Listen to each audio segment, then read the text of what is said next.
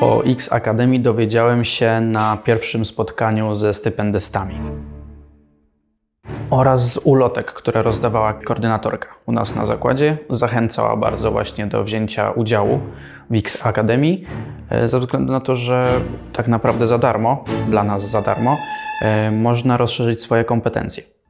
Osoby szkolące, które przychodzą, mają wiedzę, sporą wiedzę, w fajny sposób przekazują, czytelny. Dodatkowo też dostajemy materiały na papierze, ćwiczymy również. I dzięki temu człowiek jest w łatwy sposób w stanie zapamiętać te materiały, po które przyszedł tak naprawdę. Uczyłem się rysunków technicznych, ale uczyłem się na studiach i w technikum, gdzie to były bardzo podstawy, a tutaj jest to dużo bardziej rozszerzone i jest przekazywana taka wiedza praktyczna.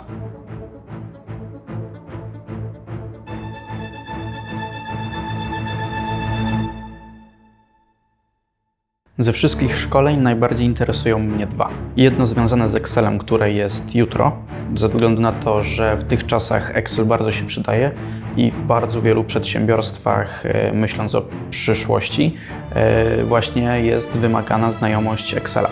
Ale jeszcze jedno mnie bardzo ciekawi, które jest związane z moim obecnym stanowiskiem, czyli z liderowaniem, które też mnie bardzo ciekawi. I chciałbym faktycznie przyswoić jak najwięcej wiedzy w tym temacie.